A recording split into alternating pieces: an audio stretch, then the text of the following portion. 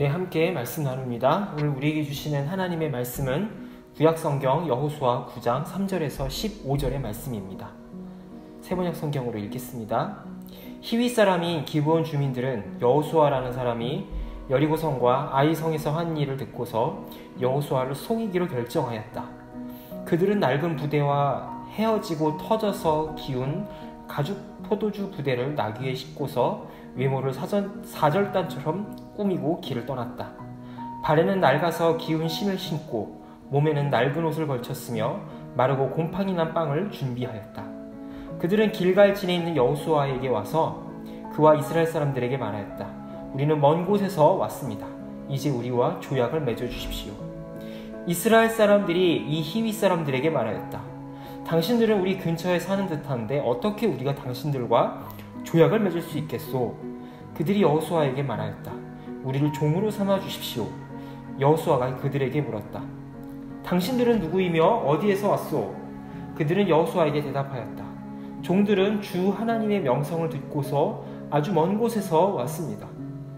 우리는 주님께서 이집트에서 하신 모든 일을 들었으며 또 주님께서 요단강 동쪽 아모리 사람의 두 왕 곧 헤스본과 시혼과 아스타롯에 있는 바산 왕 옥에게 하신 일을 모두 들었습니다. 그래서 우리 땅에 살고 있는 장로들과 모든 주민이 우리를 이리로 보냈습니다. 우리 기브온 주민은 종이 될 각오가 되어 있다는 것을 말씀드리고 우리와 평화 조약을 맺어달라고 하는 부탁을 하려고 길에서 먹을 양식을 준비해가지고 이렇게 왔습니다. 우리가 가져온 이 빵을 보십시오. 우리가 이리로 오려고 길을 떠났던 날 집에서 이 빵을 쌀 때만 하더라도 이 빵은 따뜻하였습니다. 그러나 보십시오. 지금은 말랐고 곰팡이가 났습니다. 우리가 포도주를 담은 이 가죽 부대도 본래는 새 것이었습니다. 그런데 보십시오. 낡아서 찢어졌습니다. 우리의 옷과 신도 먼 길을 오는 동안 이렇게 낡아서 헤어졌습니다. 이스라엘 사람들은 어떻게 해야 할지를 주님께 묻지도 않은 채 그들이 가져온 양식을 넘겨받았다. 여호수아는 그들과 화친하여 그들을 살려준다는 조약을 맺고 회중의 지도자들은 그 조약을 지키기로 엄숙히 맹세하였다. 신앙생활의 딜레마 중에 가장 큰 것은 바로 같은 실수를 계속해서 반복해 나간다는 것입니다. 그리고 그것은 우리뿐만이 아니라 구약의 이스라엘 백성들도 마찬가지였습니다. 여호수아 9장 1절과 2절을 보면 여호수아의 승리의 소식을 들은 가나안 민족들이 연합전선을 꾸려서 이스라엘을 대적해 나갑니다. 그런데 이 소식을 들은 민족 중에 히위 사람 기브온이라고 하는 민족은 다른 선택을 하게 됩니다. 이러한 사실을 오늘 본문 3절과 4절에서 이렇게 이야기합니다. 히위 사람인 기브온 주민들은 여호수아라는 사람이 여리고성과 아이성에서 한 일을 듣고서 여호수아를 속이기로 결정하였다. 그들은 낡은 부대와 헤어지고 터져서 기운 가죽 포도주 부대를 나귀에 싣고서 외모를 사절단처럼 꾸미고 길을 떠났다 라고 기록합니다. 이들이 이렇게 마치 먼 곳에서 온 것처럼 변장한 이유는 이스라엘 백성의 전쟁 기준에 따른 것인데요. 신명기 20장에 나온 이스라엘의 전쟁 규정을 보면 이스라엘과 거리가 먼 성읍들은 먼저 화친을 청하고 그들이 거기에 응답해서 항복하기로 하면 살려둘 것이지만 그렇지 않을 경우에는 남자들은 다 죽이고 여자와 어린이들은 살려두라라고 하셨습니다. 그런데 어디까지나 이 규정은 이스라엘과 멀리 떨어진 성읍들에만 해당하는 것이었습니다. 17절에 보면 하나님이 명령하신 이스라엘 백성이 무조건 없애야 하는 데스노트가 나와 있는데 바로 헷 족속과 아모리 족속, 가나안 족속, 브리스 족속, 히위스 족속, 여부스 족속입니다. 이들이 바로 이스라엘 백성들이 반드시 없애야 되는 데스노트에 해당하는 그런 민족들이었습니다. 그리고 안타깝게도 기브온 민족들은 이 데스노트의 일부인 히위 족속에 속한 사람들이었습니다. 자, 이들이 살려면 그럼 어떻게 해야 될까요? 마치 먼 곳에서 온 것처럼 하지 않으면 안 되는 것이죠. 그래서 이들은 자신의 모습을 위장해서 말라 비틀어진 떡을 갖고 헤어진 옷을 입고 낡은 신발을 신고 마치 먼 나라에서 온 것처럼 변장을 해서 이스라엘을 찾아갑니다. 자, 먼저 오늘 본문을 이해함에 있어서 중요하게 살펴봐야 할 또 한 부류의 사람이 있는데요. 바로 여호수아 2장에 나오는 라합과 그녀의 가족입니다. 여호수아에서 이스라엘 백성들에게 죽임을 당하지 않은 가나안 사람들이 딱 두 가지 부류가 있는데요.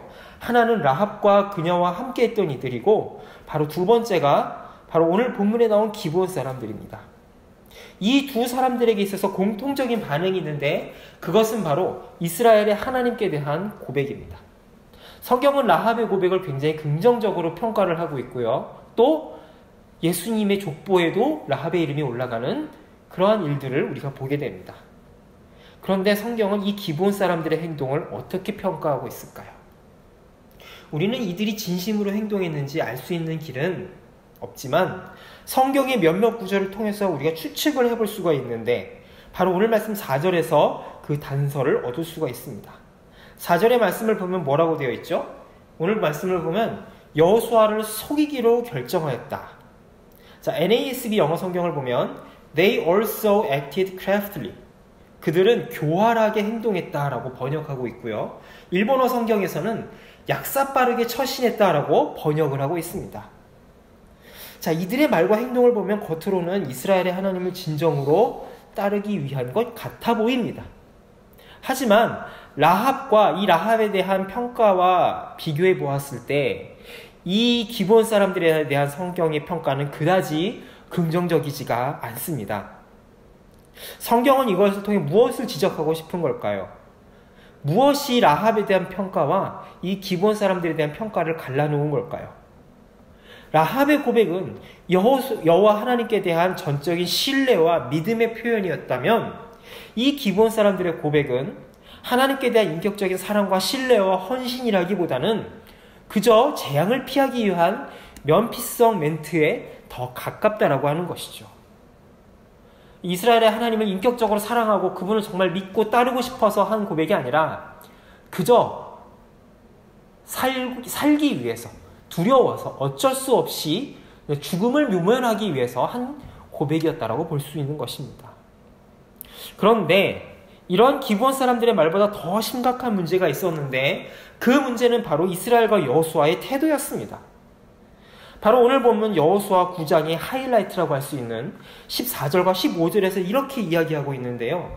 이스라엘 사람들은 어떻게 해야 할지를 주님께 묻지도 않은 채 그들이 가져온 양식을 넘겨받았다. 여호수아는 그들과 화친하여 그들을 살려준다는 조약을 맺고 회중의 지도자들은 그 조약을 지키기로 엄숙히 맹세하였다라고 기록합니다. 자, 여러분 어떻게 생각하면 좋은 게 좋은 거라고, 할 수 있으면 싸우지 않고 정복하고 평화를 맺는 것이 좋아 보이는 거는 비단 지금 21세기를 사는 우리들만 그렇게 생각했던 것은 아닌 것 같습니다. 이때 당시 이스라엘 백성들도 똑같이 생각했을 수 있다는 거죠. 그런데 여러분, 문제는 바로 거기에 있었던 것입니다. 지금 이들은 너무나 중요한 싸움을 진행 중입니다. 아직 싸워야 할 적들이 수없이 많이 있고 이들은 갖은 수단을 써서 이들을 무너뜨리려고 하고 있어요. 이런 중요한 순간에 가져야 할 가장 중요한 마음가짐은 뭐냐? 사소한 것 하나라도 하나님께 맡기고 묻는 태도라는 것입니다. 그런데 오늘 본문의 이스라엘 백성들은 그렇지 않았습니다. 자신들이 모든 것을 판단하고 심지어 여호와 하나님의 이름으로 맹세까지 해버립니다. 선악의 판단 기준이 하나님이 아니라 자기가 되어버렸던 것이죠. 우리는 지난 여호수아 8장에서 아이성 전투에서 패배한 이스라엘의 이야기를 살펴보았습니다. 이들이 패배한 원인 중에 하나가 뭐였죠? 바로 자기들의 마음대로 판단해서 소수만 싸움터로 올려보낸 것이었죠. 여리고 성에 비하면 이까지 작은 아이성쯤이야 라고 자기 눈에 보이는 대로 판단한 나머지 그만 하나님을 놓쳐버리고 말았습니다. 그래서 그들은 아간과 그의 가족 모두를 처형시키는 뼈저린 대가를 치르고서야 겨우 그 실수를 회복할 수 있었습니다. 그런데 그 똑같은 실수를 아이성의 전투가 끝나자마자 또다시 반복해버리고 말았다라는 것이죠. 결국 어떻게 되었습니까? 이들의 말이 오늘 15장 이후의 본문을 보게 되면 이들의 말이 모두 거짓임이 드러나게 되었습니다. 이들은 멀리서 사는 민족도 아니었고 게다가 하나님께서 반드시 없애라고 명령하신 희위 족속이라는 사실이 드러났습니다. 하지만 이미 하나님의 이름으로 맹세한 이상 이 약속을 거스를 수는 없는 법이죠. 나중에 여호수아가 이들을 불러서 왜 우리를 속였냐 하면서 꾸짖고 이들을 종으로 삼습니다. 자, 여러분 잘 보십시오. 이들을 종으로 삼아요. 이스라엘 백성들이 주인이 되고 기브온 사람들, 가나안 민족이 종이 되었습니다. 그런데 이렇게 조금씩 타협을 한 결과, 타협을 반복한 결과 사사기에 어떤 일이 벌어지는지 아십니까? 여호수아가 끝나고 사사기에 어떤 일이 벌어지는지 아십니까? 이들은 사사기에서 그 좋은 땅을 정복해 차지해 놓고도 다른 민족의 침입에 시달려야 되는 신세가 된 것을 성경에서 보게 됩니다. 처음에는 이들이 주인이 되고 가나안 백성들이 종 노릇하는 줄 알았는데 나중에는 이스라엘이 종이 되고 이들이 주인이 되는 그런 신세가 되어버리고 만 것이죠. 이것이 바로 세상과 타협한 대가라는 사실을 성경은 우리에게 보여주고 있습니다. 여러분, 시험, 죄악은 험악한 모습으로만 우리에게 다가오지 않습니다. 우리는 이 모든 것을 판단할 수 있는 능력이 없습니다.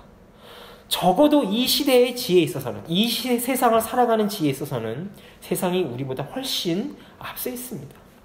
그래서 잠언 3장 5절과 6절에서는 이렇게 말씀하고 있습니다. 너는 마음을 다하여 여호와를 신뢰하고 내 명철을 의지하지 말라. 너는 범사의 그를 인정하라. 그리하면 내 길을 지도하시리라 라고 기록하고 있습니다.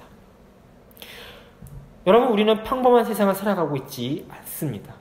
여호수아가 마주했던 세상과 같은 험한 세상, 수많은 환난과 모략이 넘치는 세상을 살아가고 있습니다. 그렇기에 우리는 사소한 것 하나라도 사단이 심어놓은 지뢰를 밟지 않도록 구해야 됩니다. 결과가 좋은 것이니까 다 좋은 것이 아니냐라고 할지 모르지만 성경은 하나님 없이 내린 결정과 선택, 그 모든 것이 죄악이라고 이야기하고 있습니다. 때로는 느린 것 같고 돌아가는 것 같고 인간적으로 너무하다라고 생각할지 모르지만 결국에는 그 길이 우리를 살리는 길이 될 줄로 믿습니다. 기도하겠습니다. 하나님 아버지, 우리는 무엇이 하나님께로부터 온 것인지 무엇이 지혜로운 선택인지 알 수 없는 세상에 살고 있습니다. 아무리 좋은 것이라도 그 안에 들어있는 세상과 마귀의 계략을 우리의 지혜로는 알 수 없습니다. 지혜의 주님, 우리의 판단을 주께 맡기고 무엇이 주님이 주시는 마음인지 알 수 있는 은혜를 더해 주옵소서. 지금 당장 좋아 보인다고 모두가 동의하고 선택하는 것이 아니라 하나님이 주시는 지혜와 마음으로 주께 의지할 수 있는 마음을 더해 주옵소서. 예수님의 이름으로 기도합니다. 아멘.